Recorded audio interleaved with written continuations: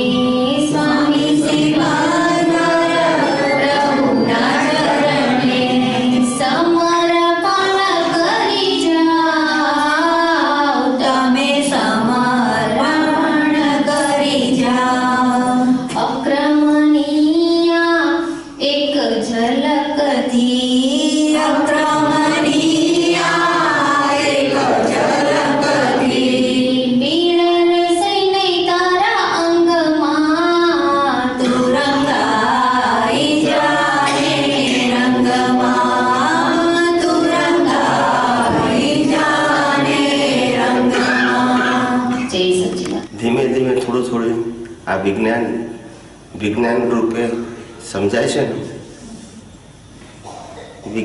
વિજ્ઞાન રૂપે સમજાવવું જોઈએ. શું છે? વિજ્ઞાન થિયરી રૂપે નહીં સમજાવવું જોઈએ.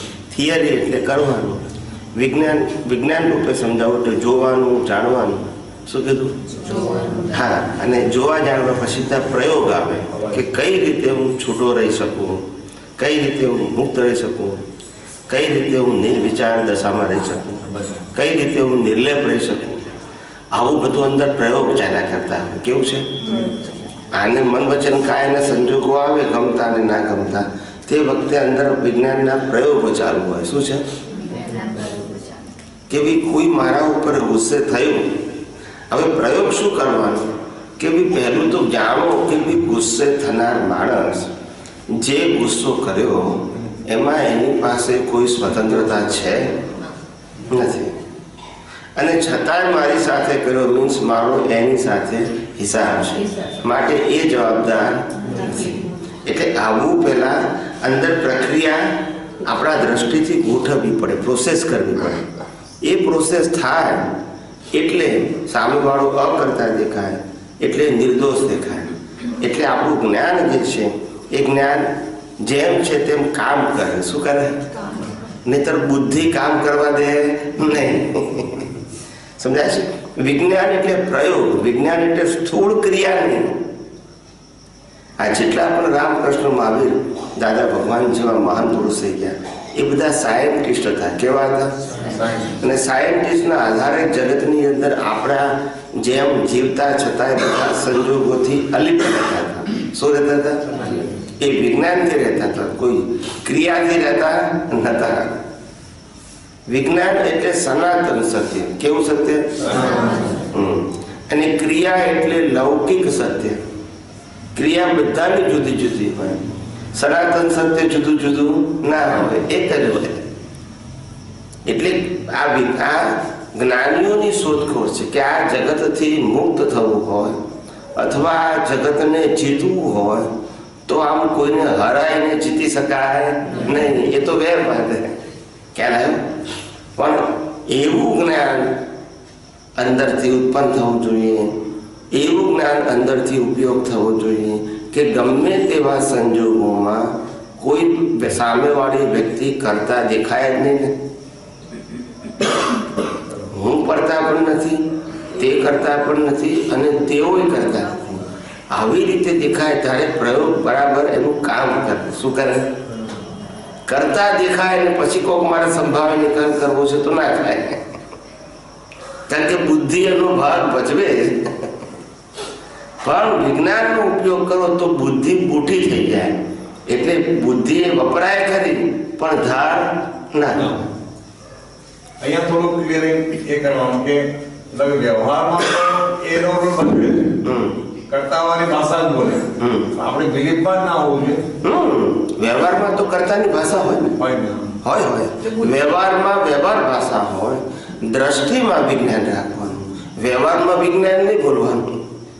કેટલાક લોકો કહે ને કે ભાઈ આ તો મારા ફાઇલ નંબર 2 છે, મેં કોઈ ના બોલાય. એ અંદર સમજવાનું છે, બહાર બોલાય નહીં. જ્ઞાન એ સમજવાની વસ્તુ છે અને વ્યવહાર એ બોલવાની વસ્તુ છે. એટલે જ્ઞાન બોલાય નહીં કોઈ દિવસ, નહીં તો જ્ઞાનની કિંમત ના રહે. જ્ઞાન એ અનુભવવાની ચીજ છે, એ દ્રષ્ટિથી ઉપયોગ કરવાની ચીજ છે, એ શબ્દોથી બોલવાની ચીજ નથી. શબ્દોથી તો લૌકિક સત્ય બોલવાનું. શું બોલવાનું? જે લોકો માન્ય કરે. શું કરે? સમજાય છે? આપણે કોઈ જગ્યાએ બહાર ગયા હોય, હસબન્ડ વાઈફ, અને કોઈ આપણને કે આ કોણ છે તો કે અમારી ફાઇલ છે, તો એને કેવું લાગે? એવું. એટલે વ્યવહારમાં વ્યવહારની ભાષા બોલવી પડે કે આ મારા ધર્મપત્ની છે, કે આ મારા પતિદેવ છે, એમ જ બોલાય. સમજાય છે? ત્યાં ફાઇલ કહેવાય. એટલે જ્ઞાન એ સમજવાની અને દ્રષ્ટિથી ઉપયોગ કરવાની ચીજ છે અને વ્યવહાર એ લૌકિક સમાજમાં બોલવાની ચીજ છે.